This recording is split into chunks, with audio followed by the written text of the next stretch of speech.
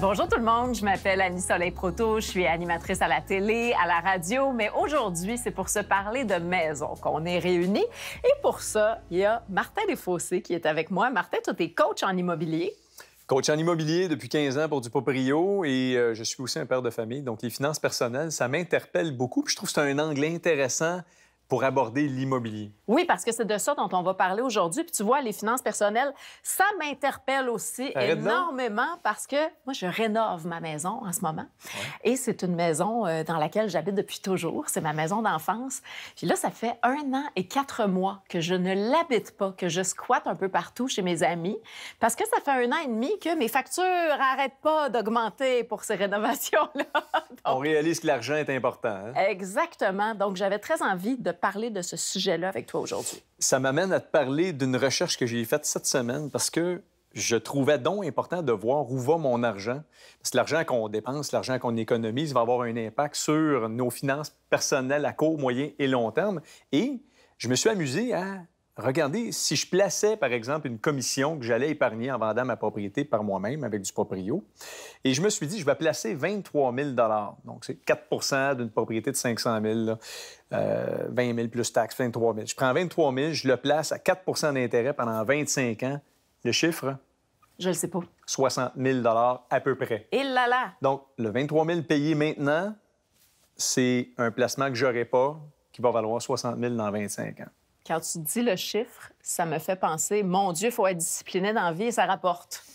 Il faut s'intéresser, il ne faut pas être paresseux, puis il faut faire confiance. Mais Martin, j'ai pleine confiance en toi et c'est pour ça qu'il y a plusieurs personnes aussi qui nous appellent, qui laissent des messages sur notre boîte vocale et il y a quelqu'un qui avait une question qui s'appelle Daniel, qu'on va écouter maintenant. Bonjour Annie Soleil et Martin, mon nom est Daniel.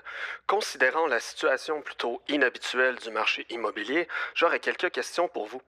Est-ce que je serais mieux de vendre ma demeure immédiatement ou d'attendre quelque temps, considérant que les valeurs des propriétés sont à la hausse autant à la vente qu'à l'achat? Également, advenant le cas où je déciderais de procéder avec la vente de ma demeure, quels conseils pourriez-vous me donner pour fixer le meilleur prix? Un gros merci. Martin, la question de Daniel, je pense qu'elle est très pertinente. Et pour en parler, on reçoit aujourd'hui Julien Brault. Salut, Julien. Salut. Julien, toi, tu es PDG d'une entreprise de technologie financière qui s'appelle Hard Bacon. Tu étais aussi journaliste économique auparavant. Alors, je pense qu'on a l'invité tout désigné pour jaser avec nous de ce sujet-là. Bien, merci de m'avoir invité. Martin, qu'est-ce que tu en penses d'abord, la question de Daniel? La première question qu'il disait, c'est est-ce que je devrais vendre maintenant? Est-ce que je devrais attendre parce que le marché évolue constamment puis il va devoir racheter? La grande question, c'est est-ce que tu as envie de déménager? Est-ce que tu as besoin de déménager? Parce que tes besoins ont changé. Parce que la réalité, c'est que si tu changes 4,30 sous pour une pièce, il n'y a absolument aucun gain de ce côté-là. Mais si tu vends une propriété de 3 chambres, 4 chambres à coucher, parce que ta famille, tes enfants sont partis, puis là, tu veux acheter ou tu dois réduire tes besoins, évidemment, c'est justifié de vendre. C'est un bon moment pour vendre. Tu vas racheter un autre type de produit. Donc, à partir de ce moment-là, pas d'hésitation.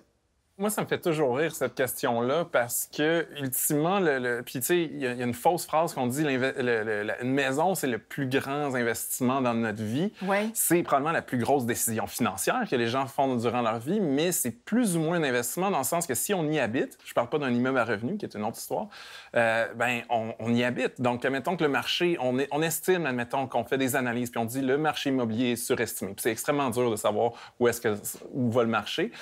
On vend. Bien là, il faudrait, pour empocher le gain en capital, être dans un appartement et attendre, regarder l'horloge et attendre que le marché redescende à un niveau plus acceptable.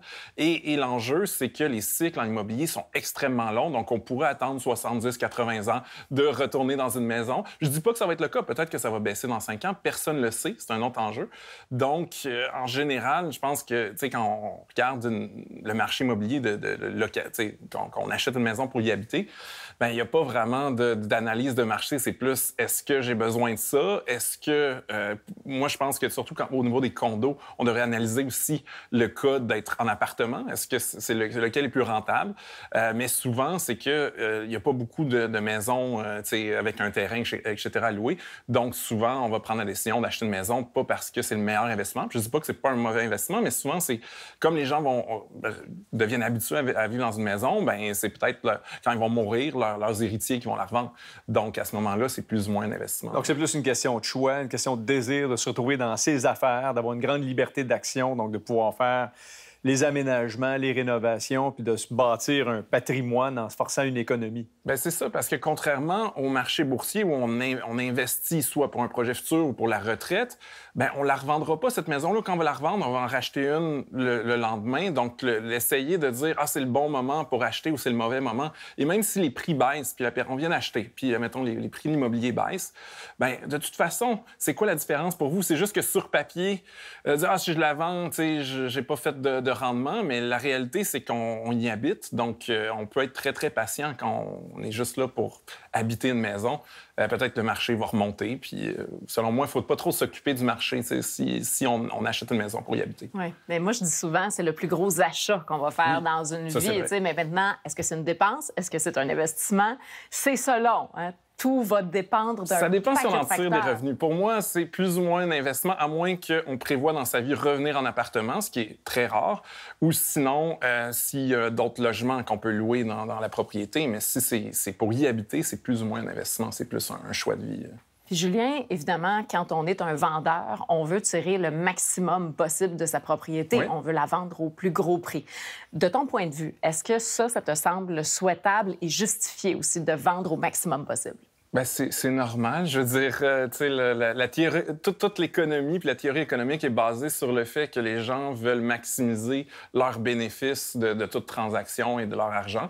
Donc, logiquement, quand je suis acheteur, je veux payer le moins cher. Oui. Puis quand je suis vendeur, je veux vendre le plus cher. Puis je l'affirme souvent, moi, en conférence, je dis l'acheteur veut payer le moins cher, le vendeur veut récupérer le maximum. Puis est-ce que ça veut nécessairement dire que les gens sont pas faits pour s'entendre?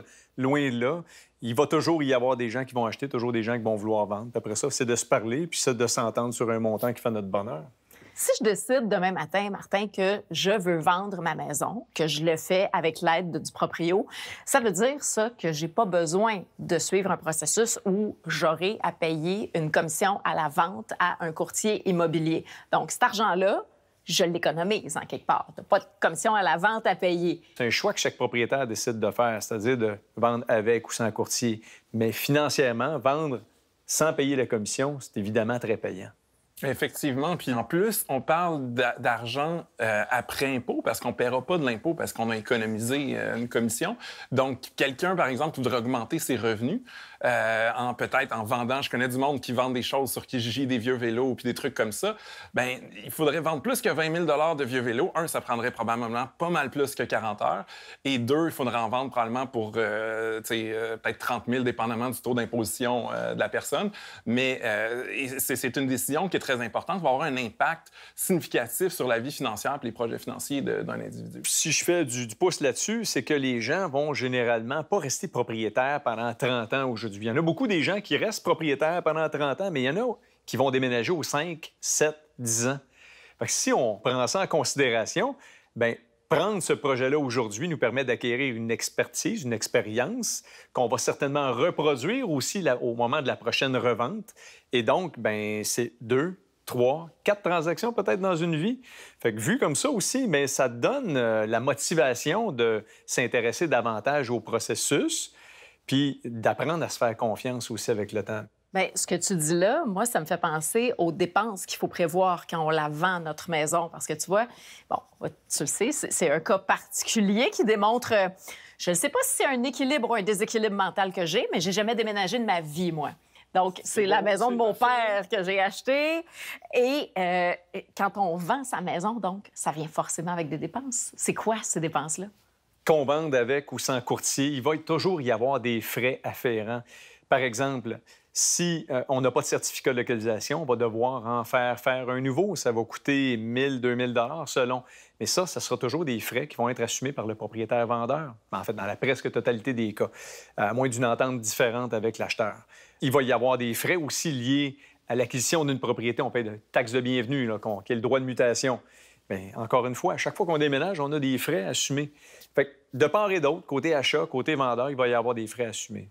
Pour la vente de la maison, il faut évidemment déterminer sa valeur. Julien, d'après toi, c'est quoi la meilleure manière de la fixer, cette valeur-là, pour que ce soit le bon prix?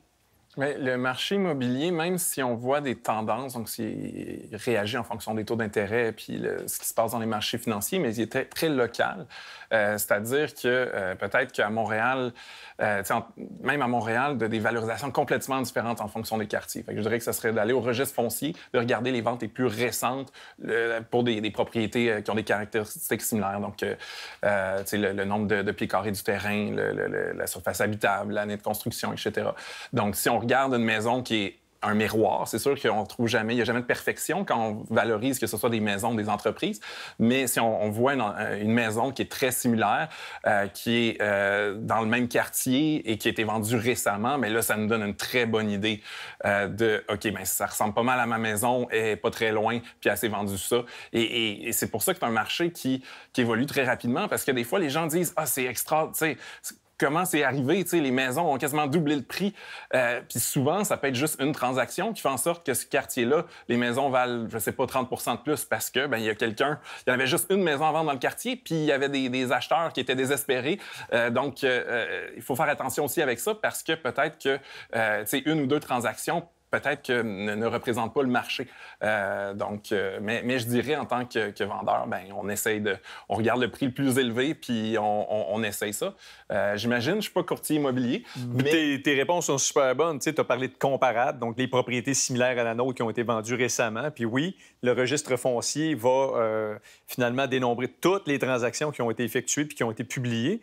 Maintenant, qui va avoir accès à ces ventes-là? Bien sûr, les courtiers y ont accès, mais les évaluateurs agréés ont aussi accès à ça. Et parmi les services que chez Duproprio on offre, on a des évaluateurs qui sont là pour accompagner les propriétaires qui vont vouloir, bien sûr, se positionner, identifier la valeur de leur propriété pour annoncer un prix qui est justifié. Puis c'est pour ça que ça prend de ces données-là. Puis tu as nommé aussi les cas extrêmes, donc de propriétaires qui ont vendu très, très cher pour des raisons dont on ignore les raisons. C'est pour ça qu'il faut faire attention à ces ventes extrêmes-là. Donc, se fier à un maximum de comparables, un maximum de propriétés vendues. Est-ce que c'est la plupart tu sais, parce qu'on voit plein de prix là, sur MLS et compagnie, est-ce que la plupart des gens font affaire avec un évaluateur professionnel ou il y a des gens qui arrivent « Hey, moi, je pense que ma maison vaut 700 000, mets 700 000, puis pas de questions posées ». Imagine-toi, là, ça existe. C'est-à-dire que des propriétaires vont se positionner en fonction par exemple, moi, j'ai besoin d'1 million pour m'acheter ma prochaine maison, je vais demander 1 million pour la mienne, mais elle en vaut 600. Bon, ça se peut très bien que les gens tentent le marché. Il y a des gens qui vont demander l'opinion de 1, 2, 3 courtiers. Il y a des gens qui vont mandater un évaluateur. Il y a des gens qui vont, de plein de façons, tenter d'établir un prix. Puis, bien sûr, pour moi, la meilleure manière d'établir la valeur marchande d'une propriété, c'est de demander à un évaluateur de se positionner. Après ça, bien, parce que c'est une personne qui est impartiale, l'évaluateur. Lui, il n'est pas motivé, il n'est pas intéressé par une commission. C'est pas un propriétaire qui est émotivement impliqué dans sa démarche. Et ça va permettre d'avoir une heure qui est beaucoup plus juste. OK. Il y a une préoccupation dans le marché, puis ça va toujours être le cas, c'est-à-dire le pouvoir d'achat des acheteurs va aussi venir en fonction du taux d'intérêt hypothécaire du marché, là.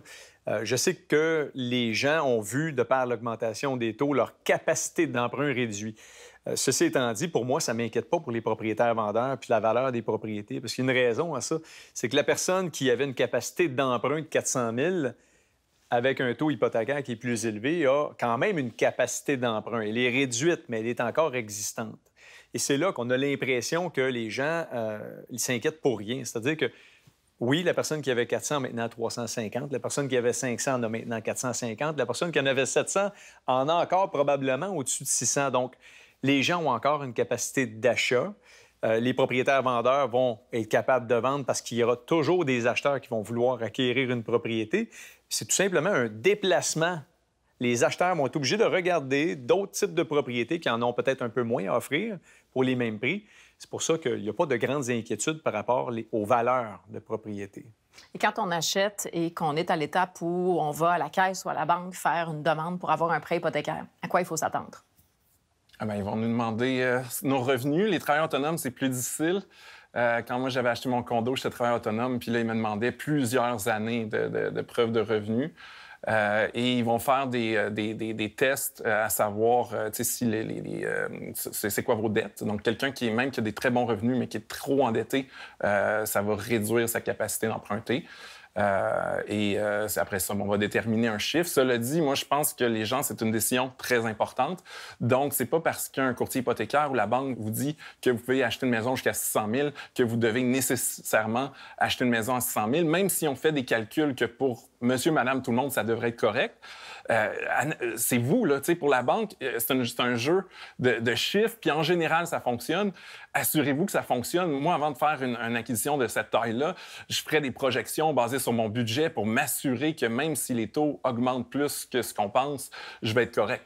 C'est un conseil judicieux. C'est évidemment le conseil que tout le monde devrait appliquer. C'est bien sûr se faire préqualifier par les institutions prêteuses. C'est ensuite de faire un budget pour établir où s'en va notre argent, pour être capable de dire, bien, moi, je suis capable de me permettre telle portion de mon revenu pour l'habitation. Faire des scénarios pessimistes aussi. Surtout, oui, c'est important. Moi, j'ai toujours fait mon budget avec des revenus moindres et des dépenses plus élevées. Oui. Ça me permet de parer aux imprévus. Donc, j'essaie de prévoir les imprévus. Oui. On n'arrête pas de dire qu'il faut donc bien être optimiste dans la vie, oui. Puis je suis d'accord avec ça. Mais dans ce cas-là, c'est bon de faire des scénarios pessimistes, juste au cas où, pour être certain qu'on ne soit pas égorgé financièrement. Bien, effectivement, parce que je trouve, tu sais, la banque, ils ont resserré les normes. Là, avant, il y avait des hypothèques de 35 ans. Il y avait, mais même si la banque vous dit, hey, c'est correct, Julien, tu peux acheter quelque chose de 600 000, ça ne veut pas dire qu'il faut que je trouve une propriété à 599 999. Peut-être que oui, mais je trouve que ce serait complètement irresponsable de ne pas faire l'exercice soi-même plutôt que se fier au calcul des courtiers hypothécaires. Julien Brault, merci beaucoup d'avoir été avec nous aujourd'hui. C'était vraiment un épisode très intéressant, je pense, parce que c'est la base de tout. Hein? Les finances, l'argent, il y a tellement de choses qui sont déterminées par ça. Alors, c'est un grand plaisir de te recevoir. Bien, merci. Merci pour l'enseignement. C'est important que les gens s'instruisent, les gens prennent ce projet-là au sérieux. Oui, absolument. Puis il y a une grande part d'éducation à faire aussi, je pense, quand il est question de finances personnelles. Merci encore, Julien de Hard Bacon. Ouais, ça fait plaisir. Merci. Martin, toi, je te retrouve très bientôt. On va se parler, entre autres, de surenchère dans un épisode et aussi de comment ça se passe concrètement quand on veut vendre par soi-même avec l'aide du proprio. Tellement intéressant.